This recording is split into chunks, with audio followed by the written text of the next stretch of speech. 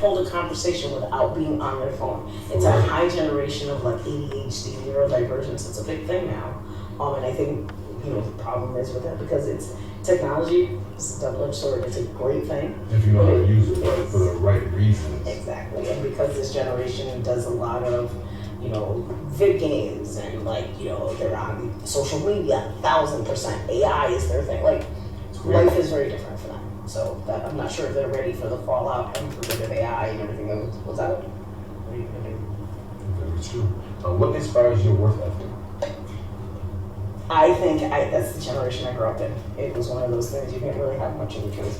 My mother was like, that's just what it is. Like, there was not one of those things like, hey, these are our options. No, there were no options. And especially coming, I think, from the inner city of New Haven, it's one of those things where you're like, no, you have to work. And because we are a minority, you've got to work 3 times as hard as anybody else. Very true.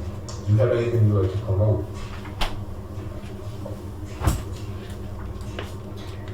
I am a firm believer that if you were going to buy, especially if you've been justice impacted, buy from businesses that are. So there is a business called Golden Petals. Golden Petals. She does flower arrangements and like delicious treats. You can find her on Instagram and Facebook. Shout out to her. As well as, if you're looking for advocacy space, Full Citizen Coalition, which is run by James Jetter, a resident here in Hartford, okay. Who does a lot of advocacy work for those who have been justice impacted and especially minority communities. And there are 1,000 other ones, but those are the very 2 that come up. And if you're into agricultural, Chicks Ahoy Farm through Lorenzo, who is the director of Cacao. They do chickens, agricultural stuff, like farming. Okay, for those that want to get into the farm, she's tapping y'all in. For those that's living under a rock. I'm happy I made her laugh. Relationship questions. What's the worst thing a man can do with being with a woman that don't want him? Staying. Because if they don't want you, and I know this is applicable man or woman, I think you need to learn to value yourself enough to be able to walk away, because here's the thing. Time once it's lost, you can't get that back.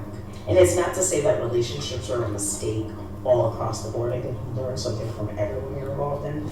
But there comes a point where how low are you gonna fall? How much of yourself are you gonna sacrifice? How much are you willing to sit there and say, I am not worth anything while this person steps on me? Very true. Tap into that. That's very deep, y'all. Shout out to the Gentleman's Talk podcast. Like I said, all you gotta do is pull up the number 3, spell out good, brothers with an S. You'll see all of our content. And we have mad stuff coming up. And this is just a little intermission, so we'll continue the Gentleman's Talk podcast. But motherfucker, we got different files for those that are illiterate. So, all of our work that are old starts at the bottom, all of our new content is at the top. We have all different types of content. Please check out our work. We appreciate all of y'all. How do you feel about men building discipline? Men building discipline? Yeah, how do you feel about that? In which context? Are we talking about personal, children? Well, just in life. Things that you need to, like for a man, like, what should be a man's goals to success from building discipline? In order to develop himself? Yes. That's a very fine example. So I actually have a friend who... Talk about it. He did a significant amount of time, but one thing I will admire about him, and I think he's learned this through time inside, but also he's learned a lesson that I think some of us who are out here and who've never been in prison fail to learn sometimes. Talk about it. You have to have the discipline and the wisdom to know how to put yourself first. Because if you don't have healthy boundaries for yourself, and you don't put yourself first and know what works for you, let's go. Enough to be able to say, she doesn't work for me, he doesn't work for me, this doesn't work for me, and be able to hold on to that, no matter what's going on with family and other shit, like especially when you've been inside and you come home and a lot of people think, oh, you owe me, I held you down, or oh, you owe me. No. You have every right to have a life for yourself, and having that strength and the discipline to keep going, to get your shit right before someone else brings you down, I think is the strongest thing. And as I said, I have a friend who... Shout out to that. Yeah, like he is someone who I admire in the sense, he's done that. He's been home only a little over 3 years, if that. And he just graduated actually with his degree, his bachelor's degree. Okay. And he's going to do big things when he gets in there. That's what's up. He prioritizes himself. And I think that's a key thing that I think a lot of men miss because they're so busy again. It's always either the woman who says me, Or friends, what about me? Family. No, because if they're not right and they don't prioritize that and they have healthy boundaries, guess what? You're just gonna take them right down. But I was always taught to be successful, you gotta put yourself first. If you can't, how can you help others if you can't help yourself?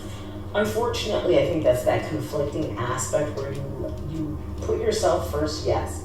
I think it depends on how you look at things. There's such a thing as a community effort and a community mind, family and pack mind, where I think it becomes unhealthy when you start giving too much to the other and not for yourself. You need to build yourself first in order to do that. But it also becomes, when you become selfish, there's that fine line between healthy boundaries and then being completely selfish to the extent and detriment of someone else. Very true. Alright, so continuing with the next question on the Gentleman's Talk podcast, relationship questions. Qualifications for women that like in a man. How do you feel about women liking stability and awareness for being with a man? Stability is important because I think, man or woman, I don't think you want someone who brings with them the chaotic environment that goes with them sometimes. Because I think when people get involved with other people, they don't realize that your stuff affects other people. And bringing that chaotic environment in someone's home, someone's life, you derail them. And how is that a benefit to you in the long run? That would be like my significant other brought in the bullshit of, his prior life into my life. That is one thing I know for a fact he would never do and has never done. Facts. He always made sure that my homework. That's true. Exactly. As he's supposed to. So we're gonna tap into the next question. Is college for everybody? No. Talk about it. College is not for everybody because I think college, you have to be either ready to go to college in the sense, not about gaining the next degree to do the next big thing with business. I think it's building your mind creatively. I think if you want to do certain, your mind, whether it's writing or other things, but I think it gives you discipline and opens your mind. But you don't necessarily have to go to college to do that. I know people who read a great deal. I know people who are artistically inclined. Right. In society, it's a thing, but it doesn't always necessarily mean that's a success for everyone, and it's not defined that same way. Mm-hmm. I think you could be a very successful entrepreneur. Do you need to read and do you need to do a little research and do other things? Yes. I think if you want to play in certain arenas, sometimes college is necessary. But I think if you really want to make it on your own terms, have a hustle, not necessarily. Very true. So the world wants to know on the Gentleman's Talk podcast, hosted all over motherfucking Connecticut and even motherfucking New York. Shout out to Harlem. Are you single? Oh, that is a very complicated question. It's just a direct yes or no. Are you single? I'm gonna go with a no. She's not single, y'all. She said it. No. Okay, so we'll leave it alone.